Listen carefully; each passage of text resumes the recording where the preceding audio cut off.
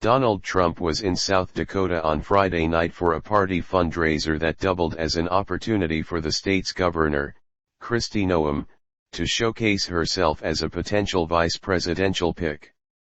Trump joined the South Dakota Republican Party for a monumental leaders' rally in Rapid City.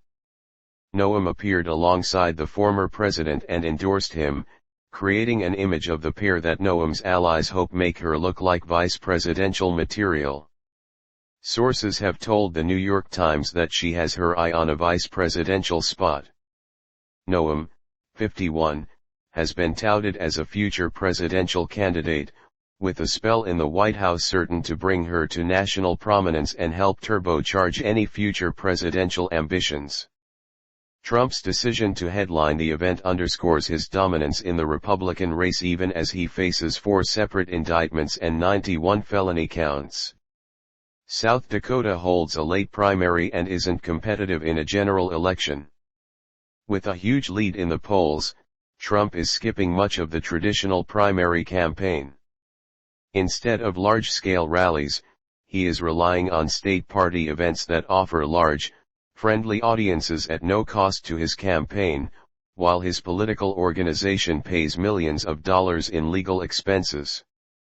Friday's visit by Trump was something of an audition for Noem.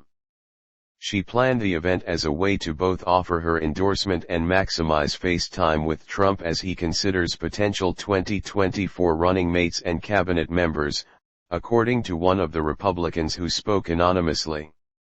A spokesman for the governor has declined to comment. Noem will be term limited in 2026 and, after declining to run for president this year, is eyeing her next move to maintain prominence in the GOP. I think Donald Trump has a 50-50 shot of getting elected at this point, so why not hitch your wagon to him if you can, said Michael Card, a longtime observer of South Dakota politics who suggested Noem might also make a future National Rifle Association president or conservative commentator. Voting won't begin for several months and Trump's indictments and upcoming criminal trials create an unprecedented situation that many strategists argue could influence the race in unexpected ways. That hasn't stopped those who are keen to be considered as Trump's running mate from openly jockeying for the position and trying to curry favor with him and his aides. Aides caution it is far too early for serious discussions, but Trump has indicated in conversations that he is interested in selecting a woman this time around, having fallen out with his former Vice President Mike Pence. Aides say Trump has little interest in choosing a VP and views the role as a largely ceremonial one that's vastly inferior to that of the president, according to the outlet. But prospective candidates like Noem realize that it could still be used as a stepping stone to the top job. Joe Biden and George H.W. Bush are among 9 former vice presidents who later became presidents. Among the other names that have been floated, New York Representative Elise Stefanik, Georgia Representative Marjorie Taylor Greene, failed Arizona gubernatorial candidate Kari Lake and Tennessee Senator Marsha Blackburn. Florida Representative Byron Donalds and Senator Tim Scott have also been mentioned. Trump will be in Iowa, the first state on the GOP nomination calendar, on Saturday to attend the college football game between Iowa and Iowa State. What we're focused on is just locking up this primary and pivoting towards the general election, said campaign spokesman Stephen Chung. Noem was long considered a potential White House contender in her own right and had told the New York Times in November that she didn't believe Trump offered the best chance for the party in 2024. She has since said she saw no point in joining the crowded field running for the nomination given Trump's dominant position. I would in a heartbeat, she told Newsmax when asked this week about whether she would consider joining a potential Trump ticket if asked. President Trump needs a strong partner if he's going to take back the White House, and he's going to need somebody who knows what it's like to run a business, to be an employee, earn a paycheck, but also having a wife, mom, and a grandma isn't bad either.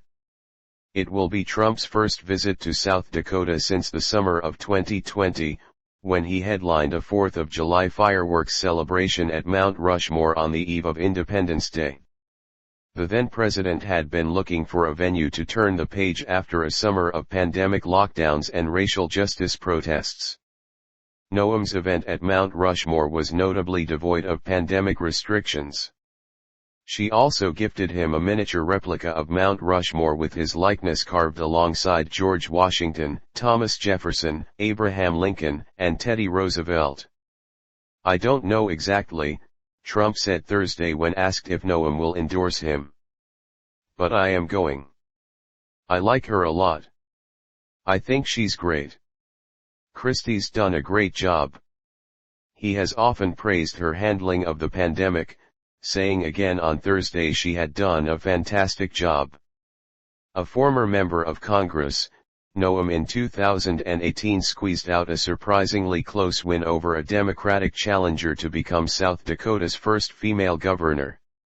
She rose to national prominence with a mostly hands-off approach to the pandemic and tacked closely to the urgings of Trump to return to life as normal.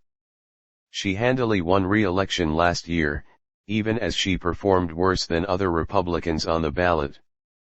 Despite not running for president, Noem has continued to position herself nationally.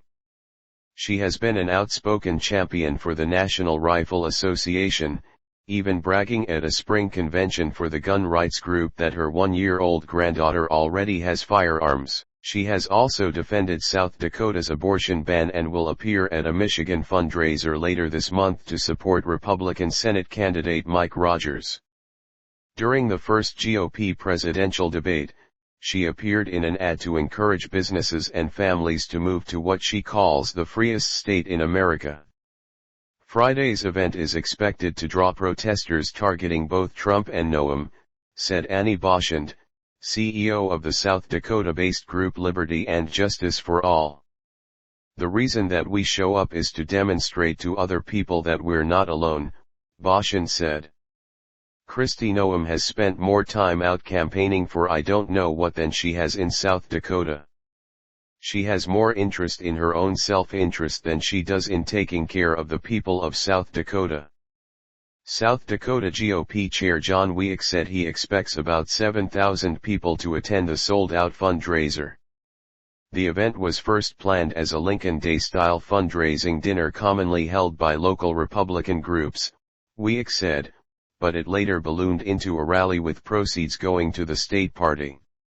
"I did get a lot of questions at first," Weeks said about Trump's decision to travel to his state just as the primary season kicks into its traditional post-Labor Day overdrive. "But the more you look at it, Trump is a media event wherever he lands," Weeks said. "He could do a rally on the moon and he'd spread his word and get just as many people, so I'm just glad he chose South Dakota."